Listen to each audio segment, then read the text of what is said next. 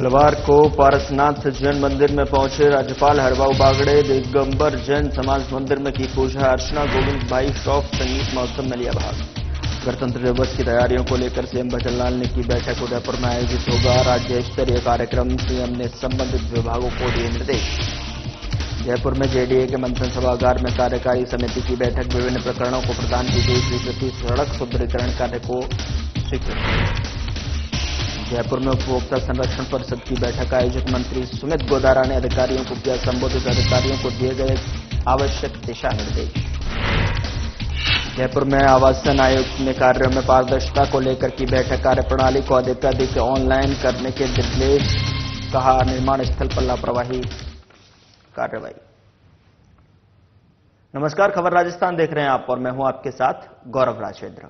Bulletin की शुरुआत करते हैं। राज्यपाल हरबाऊ बागड़े ने छत्रपति संभाजी नगर स्थित खंडेलवाल दिगंबर जैन मंदिर में पारसनाथ जैन मंदिर में पहुंचकर शांतिनाथ भगवान की पूजा अर्चना की और इस दौरान उन्होंने मंदिर में भगवान के दर्शन कर सभी के मंगल की कामना की।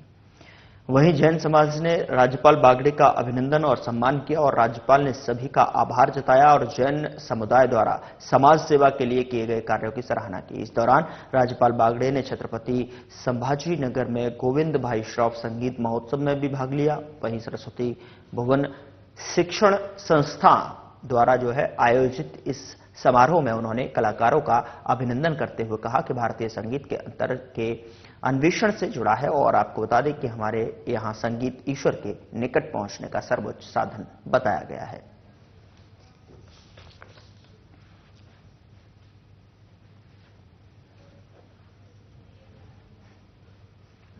उधर मुख्यमंत्री निवास पर राज्य स्तरीय गणतंत्र दिवस समारोह की तैयारियों के संबंध में उच्च स्तरीय बैठक हुई और बैठक को संबोधित करते हुए सीएम शर्मा ने कहा कि गणतंत्र दिवस के राज्य स्तरीय आयोजन में राष्ट्रीयता की भावना को इंगित करते हुए कार्यक्रम में शामिल करें और साथ ही आपको बता दें कि समारोह में अधिक से अधिक लोगों की भागीदारी सुनिश्चित की जाए। मुख्यमंत्री ने अधिकारियों को निर्देश दिए कि गणतंत्र दिवस के अवसर पर राजधानी जयपुर की सभी प्रमुख इमारतों, दर्शनीय स्थलों और सरकारी कार्यालयों के साथ ही उदयपुर में भी सभी प्रमुख स्थानों पर आकर्षक सजावट की जाए और उन्होंने निर्देश दिए कि राज्य स्तरीय गणतंत्र दिवस समारोह में शामिल होने वाले अतिथियों को निमंत्रण पत्र भेजने से लेकर उनके आवागमन, ठहरने और भोजन की उचित व्यवस्था की जाए। उन्होंने कहा कि राजभवन जयपुर और सहेलियों की बाड़ी उदयपुर में आयोजित होने वाले एट होम कार्यक्रम के लिए भी सभी व्यवस्थाएं सुनिश्चित की जाए।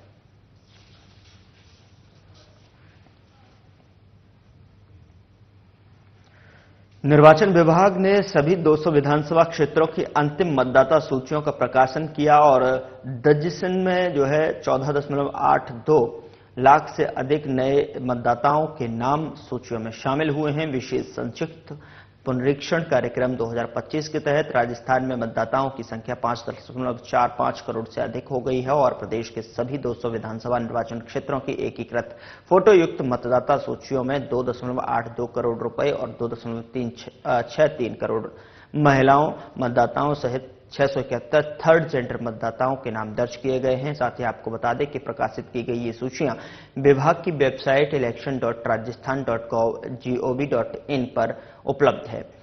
मुख्य निर्वाचन अधिकारी श्री नवीन महाजन ने बताया कि मतदाता सूचियों में नाम जोड़ने, हटाने, त्रुटियों और विसंगतियों को संशोधित करने के क्रम में विशेष संक्षिप्त पुनरीक्षण कार्यक्रम 2025 के तहत अंतिम मतदाता सूचियों का प्रकाशन किया गया है और मतदाता जनसंख्या का यह अनुपात भी अब तक का सर्वाधिक है। उन्होंने बताया कि राज्य में सभी मतदाताओं के लिए मतदाता पहचान पत्र जारी करने की प्रक्रिया चल रही है। तो बता दें कि 2.63 करोड़ महिलाओं का मतदाता सहित 671 थर्ड जेंडर इसमें शामिल हैं और प्रकाशित की गई ये सूचियां विभाग की वेबसाइट election.rajasthan.gov.in पर उपलब्ध हैं। साथ ही आपको बता दें कि विशेष संक्षिप्त पुनरीक्षण कार्यक्रम 2025 के तहत अंतिम मतदाता सूचियों का प्रकाशन किया गया है और उन्होंने बताया कि राज्य में मतदाताओं के लिए मतदाता पहचान पत्र जारी करने की प्रक्रिया चल रही है।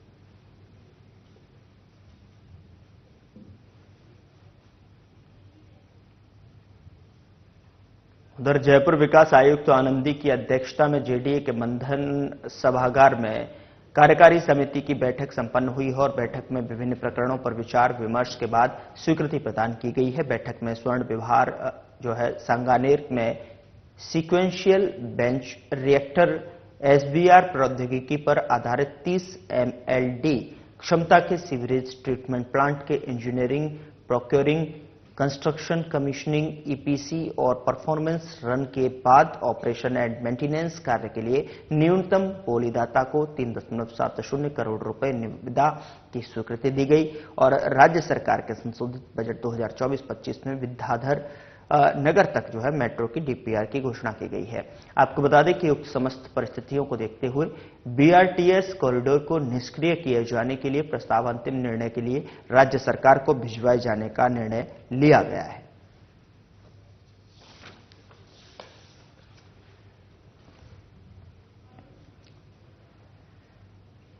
उधर आवासन आयुक्त डॉक्टर रश्मि शर्मा ने कार्यों में पारदर्शिता को लेकर समीक्षा बैठक की और इस दौरान उन्होंने कड़े निर्देश देते हुए कहा कि अब निर्माण स्थल पर लापरवाही बर्दाश्त तो नहीं होगी। उन्होंने लापरवाही बरतने वालों पर कठोर कार्रवाई के निर्देश दिए हैं। वहीं उन्होंने अधिकारियों को मंडल की कार्यप्रणाली को अधिकाधिक ऑनलाइन करने के निर्देश दिए तो उन्होंने कहा कि आज के समय में ऑनलाइन सेवाएं उपलब्ध करवाना अति आवश्यक है। इनके अभाव में जो है कार्यों में तेजी और पारदर्शिता लाना कठिन है। इस बैठक में भूमि बैंक, महत्वपूर्ण न्यायालय और मामले, जलापूर्ति, सीवर लाइन, सड़कें, स्ट्रीट लाइट, डीएलपी कार्य, पौधारोपण अभियान और आगामी नीलामी उत्सव में अधिशेष संपत्तियों को शामिल करने की तैयारियों जैसे महत्वपूर्ण पहलुओं पर समीक्षा और गहन चिंतन किया गया।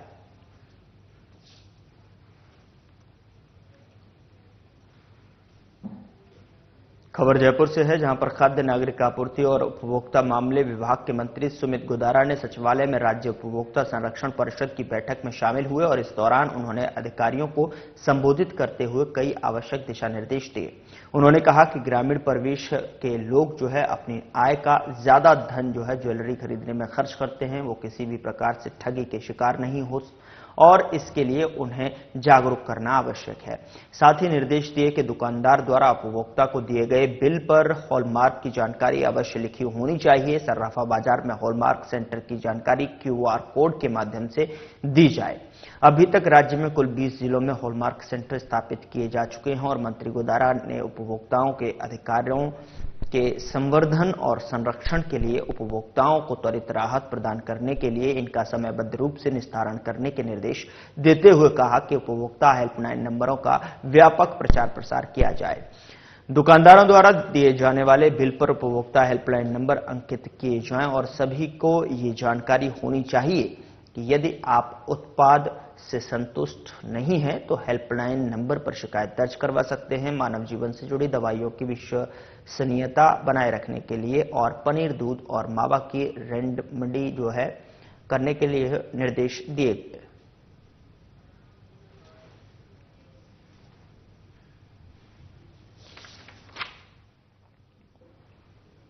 और स्वामी केशवानंद राजस्थान कृषि विश्वविद्यालय के स्टेडियम में 1 से 9 फरवरी तक सेना भर्ती रैली का आयोजन किया जाएगा और इसकी पूर्व तैयारियों के संबंध में कलेक्ट्रेट सभागार में बैठक हुई। आपको बता दें कि अतिरिक्त जिला कलेक्टर रमेश देव ने कहा कि विभागीय अधिकारी आपसी समन्वय से भर्ती संबंधित समस्त व्यवस्थाओं का मौके पर निरीक्षण करते हुए तैयारियों को समय पर पूरा करें और सर्दी के मौसम को देखते हुए नगर निगम हीटर और ब्लोवर कार्यक्रम स्थल पर उपलब्ध करवाए। उन्होंने नगर निगम और यूआईटी परीक्षा स्थल और ट्रैक की सफाई, mobile, toilet, fire brigade, parking, light की व्यवस्था, आवश्यकता अनुसार टेबल और कुर्सियां, टेंट और जनरेटर सेट से संबंधित संपूर्ण व्यवस्थाएं समय पर करवाने के निर्देश दिए हैं। एडीएम ने कानून व्यवस्था बनाए रखने के लिए स्टेडियम के बाहर और भीतर आवश्यक जाब्ता तैनात करने के साथ railway station, roadways bus stand, tempo stand, धर्मशालाओं में भी सुरक्षा प्रबंध किए जाने के निर्देश दिए।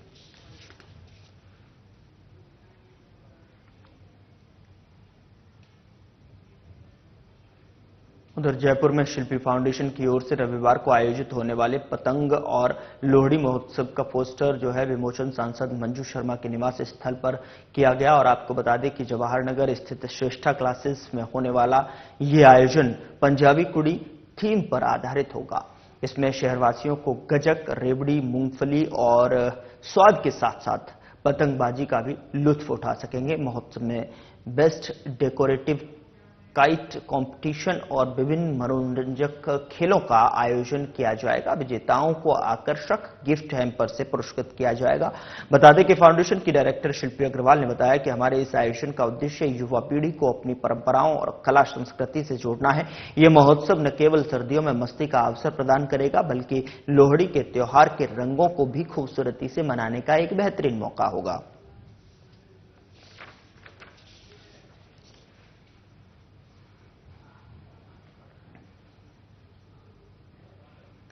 उधर बीकानेर में सड़क सुरक्षा माह के अंतर्गत यातायात जागरूकता कार्यक्रम सतत रूप से आयोजित कर वाहन चालकों को यातायात नियमों की जानकारी दी जा रही है। तो वहीं यातायात पुलिस निरीक्षक प्रभारी नरेश निर्माण ने बताया कि यातायात पुलिस के समस्त कार्मिकों का रोल कॉल लेकर सड़क दुर्घटनाओं की रोकथाम, आमजन को यातायात नियमों की जानकारी देने और घायलों की मदद करने के बारे में अवगत करवाया गया है।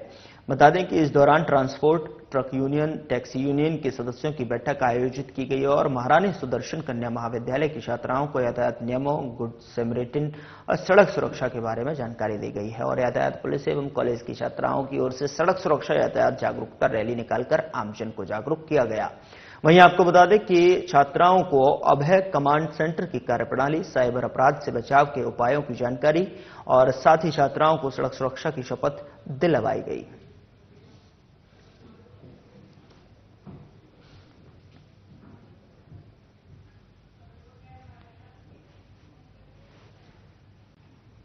उधर बीजेपी प्रदेश अध्यक्ष मदन राठौड़ ने गहलोत के बयान पर पलटवार करते हुए कहा कि बीजेपी सरकार ने पूर्ववर्ती कांग्रेस सरकार की किसी भी जनहितैषी योजना को बंद नहीं किया है, लेकिन यदि कांग्रेस ने केवल वाहवाही लूटने के लिए योजना बनाई तो उसकी समीक्षा तो होना लाजमी है। गहलोत सरकार ने 5 साल तक ईआरसीपी जैसी महत्वपूर्ण परियोजनाओं को अटकाए रखा, लेकिन बीजेपी सरकार के आने के बाद में सबसे पहले ईआरसीपी परियोजना का जो है कार्य किया गया और एमओयू के बाद टेंडर प्रक्रिया तक शुरू करने का ऐतिहासिक कार्य किया। बीजेपी प्रदेश अध्यक्ष मदन राठौड़ ने कहा कि कांग्रेस बांसवाड़ा में आंदोलन कर रही है। बांसवाड़ा, डूंगरपुर और 84 में जो है कांग्रेसी नेता अपनी जमानत तक नहीं बचा पाए। हाल ही में हुए चुनावों में जनता ने उनको हकीकत बताई थी।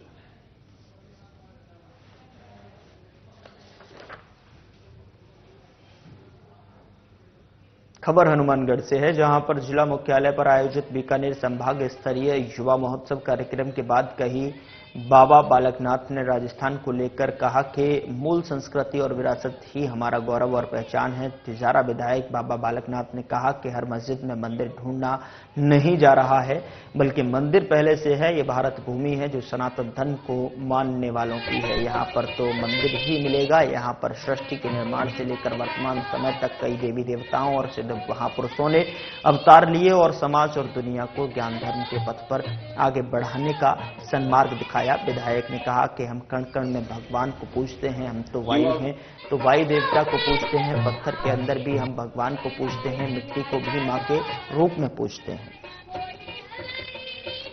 हमारे युवाओं के अंदर जो प्रतिभा है, अपनी सांस्कृतिक प्रतिभा हो, चाहे नृत्य हो, चाहे गायन हो या कविता हो या अन्य किसी क्षेत्र में हमारे जो बच्चियां जो अपना प्रतिभा का परिचय देते हैं और उनकी प्रतिभा का चयन अच्छे स्तर पर होता है। उनकी प्रतिभा के अंदर उसके विस्तार भी होता है, उनको सीखने को भी मिलता है, ताकि आने वाले समय पर वो अपनी संस्कृति को, अपनी इस विरासत को लेकर आगे बढ़ें। और मूल रूप से क्योंकि हमारी संस्कृति, हमारा विरासत ही हमारा गौरव है और हमारा एक तरह से हमारी आईडी है, हमारी पहचान है।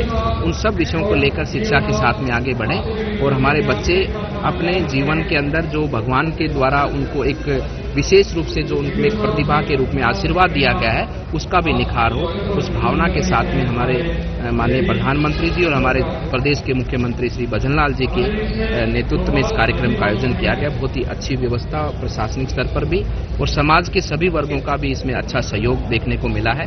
आप सबका भी सहयोग रहे और हमारे बच्चे बच्चियों का उज्जवल भविष्य हो, यही प्रार्थना है। और ये एक अभी बड़ा मुद्दा चल रहा है, थोड़ा इससे हटके है ये कि विपक्ष आरोप लगा रहा है, गंभीर आरोप है उनके कि हर मस्जिद में मंदिर ढूंढी जा रही है। देखिए, मंदिर ढूंढा नहीं जा रहा, मंदिर है। मंदिर को जो है कि आज मंदिर का मूल स्थान दिया जा रहा है। मंदिर तो था ही वहां पर, क्योंकि ये भारत भूमि है, ये सनातन धर्म को मानने वालों की भूमि है। देवली में नगरपालिका पार्षद प्रताप विश्वास और उनके साथी कुमोद पोद्दार पर जानलेवा हमला के मामले में दोषियों की गिरफ्तारी करने की मांग को लेकर बंगाली कॉलोनी के लोगों ने उपखंड अधिकारी मनोज कुमार मीणा को ज्ञापन दिया है। ज्ञापन में बताया गया कि बीते 27 दिसंबर को प्रताप विश्वास और उसके साथी कुमोद पर देवली गांव रोड पर कुछ लोगों ने कार से टक्कर मार दी थी। इसके बाद आरोपी दोनों लोगों को अपनी कार में अपहरण कर प्रताप नारायण नगर ले गए, जहां उनके साथ मारपीट की गई। ज्ञापन में बताया गया कि उस दौरान पुलिस ने 2 लोगों को गिरफ्तार किया, लेकिन उसके बाद अन्य अपराधियों को जो है गिरफ्तार नहीं किया गया है। पुलिस ने मामले में महज खानापूर्ति की कार्रवाई कर छोड़ दिया और जिससे कॉलोनी के लोगों में नाराजगी बनी हुई है। वहीं कॉलोनी के लोगों ने उपखंड अधिकारी को ज्ञापन देकर दोषियों के खिलाफ जो है गिरफ्तार करने की मांग उठाई है।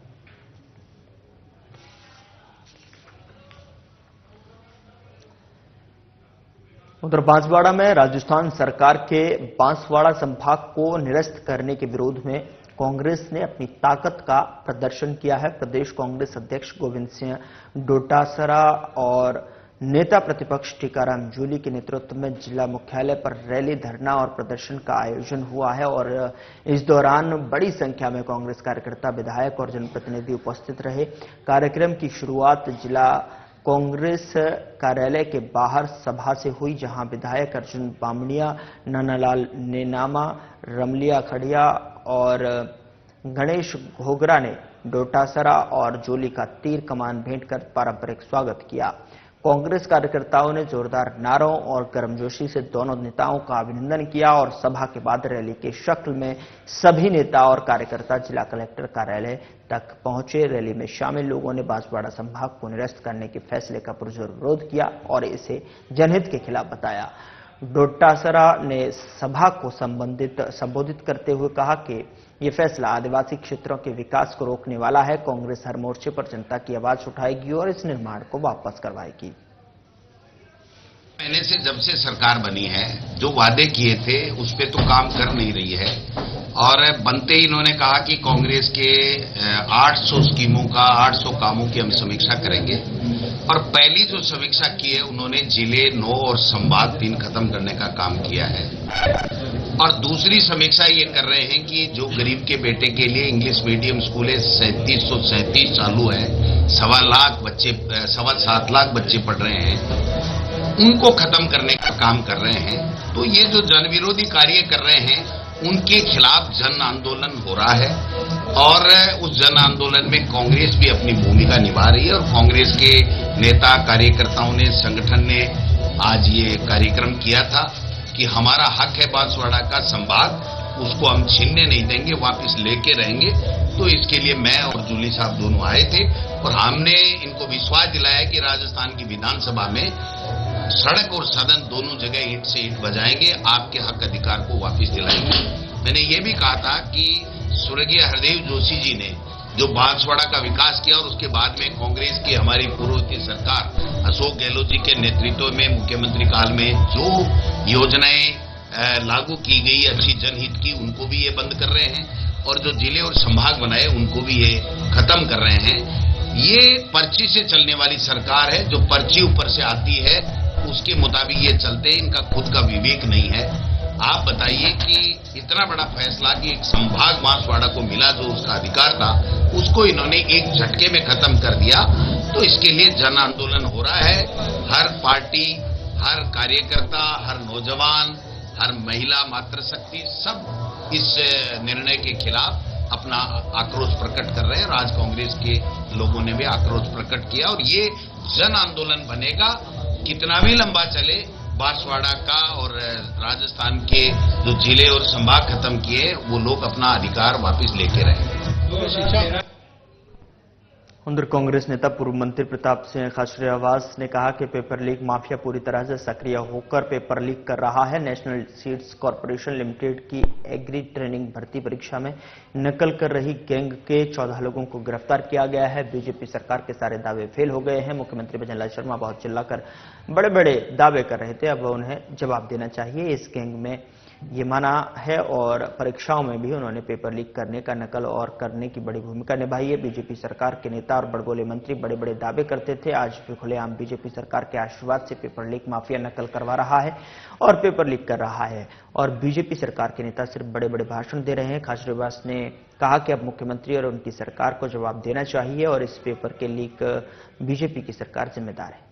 ऑनलाइन एग्जाम में राजस्थान में पेपर लीक गैंग सक्रिय हो गई है और अब ऑनलाइन एग्जाम पर पूरी तरह से सवाल खड़े हो गए हैं। सरकार जहां पर भी ऑनलाइन एग्जाम करा रही है वो सब चेक किए जाने चाहिए, क्योंकि सरकार ने जिन प्राइवेट कंपनियों को ऑनलाइन एग्जाम के पावर दिया है उनकी जांच होनी चाहिए। मैं नेशनल सीड कॉरपोरेशन की एग्री ट्रेनिंग भर्ती परीक्षा के ऑनलाइन एग्जाम में नकल हो गई और नकल करने वालों को जयपुर की पुलिस ने पकड़ा भी।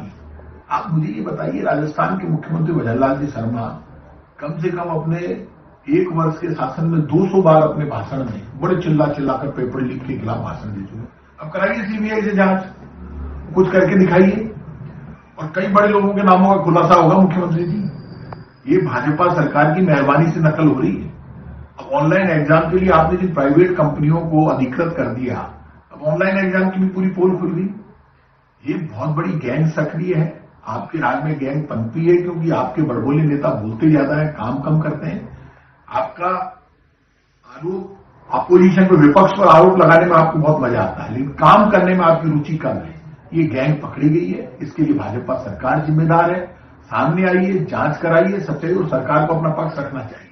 ये जो पेपर लीक हुआ है नेशनल सीड कॉरपोरेशन का ऑनलाइन एग्जाम एग्री टेस्ट का, ये इसके लिए आप जिम्मेदार है, भाजपा सरकार जिम्मेदार है। भाजपा सरकार को सामने आना चाहिए। और अब ये एक मामला पकड़ा गया, बहुत मामले खुलेंगे, क्योंकि राजस्थान में पेपर लीक माफिया भाजपा की सरकार के आशीर्वाद से जबरदस्त काम कर रहा है। उधर राजगढ़ क्षेत्र के दुब्बी, भजेड़ा सहित अन्य स्थानों पर टाइगर की झूठी अफवाह के चलते सरिस्का की टीम को काफी मशक्कत करनी पड़ी। वहीं टाइगर की अफवाह को लेकर ग्रामीणों में रात्रि से ही दहशत रही है, लेकिन जब सरिस्का की टीम ने टाइगर नहीं होने की पुष्टि की तब जाकर ग्रामीणों ने राहत की सांस ली। वनपाल रामोतार ने बताया कि कल देर रात उन्हें ग्रामीणों ने सूचना दी कि टाइगर गांव में आ गया है। इस सूचना पर रात से चारों तरफ गश्त करके निगरानी की गई, लेकिन सुबह चितोष गांव में एक खेत के पास हाइना के पगमार्क मिले। उन्होंने बताया कि ना ही बघेरा और ना ही टाइगर। सरिस्का की टीम को देखकर ग्रामीण एकत्रित हो गए। वहीं टीम की ओर से चितोष की नदी में चेक किया तो हाइना के पगमार्क मिले। ये मालूम चला कि हाइना की पगमार्क है, नहीं पैंथर के पगमार्क है, नहीं टाइगर के पगमार्क है। हाइना के पगमार्क हमने 3-4 जगह पे देखा है और वहाँ हाइना के पगमार्क ही हमको मिले हैं। और गांव वाले भी यही बता रहे हैं कि या तो बघेरा हो सकते हैं या जरक हो सकते हैं। इस नदी में 2-4 जरक फिर हाइना पड़े रहते हैं, इसलिए ये हाइना ही।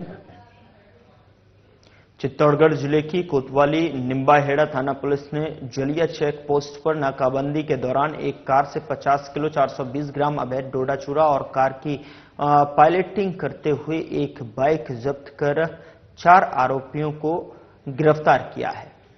साथ ही आपको बता दें कि एसपी सुधीर जोशी ने बताया कि जिले में अवैध मादक पदार्थ की धरपकड़ के लिए चलाए जा रहे अभियान के तहत अधिकाधिक कार्रवाई के लिए एएसपी सरिता सिंह और सीओ निम्बाहेड़ा बद्रीलाल राव के निर्देशन में जलिया चेक पोस्ट पर नाकाबंदी की गई थी और इसी दौरान एक मोटरसाइकिल पर सवार 2 व्यक्तियों को टीम ने रोका और उसी समय पीछे से एक कार आई जिसमें भी 2 व्यक्ति सवार थे। कार को रुकवा चेक किया तो कार के अंदर पीछे दोनों सीटों के बीच में कुल 50 किलो 420 ग्राम अवैध अफीम डोडा चूरा बरामद हुआ।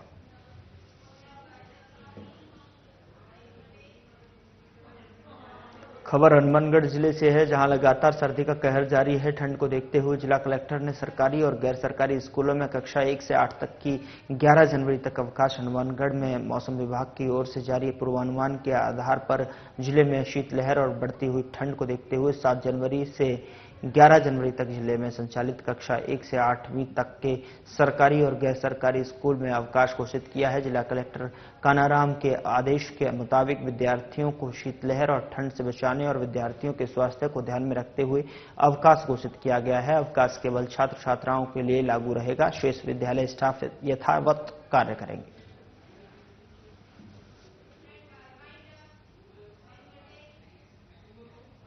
फिलहाल बुलेटिन में इतना ही। नमस्कार।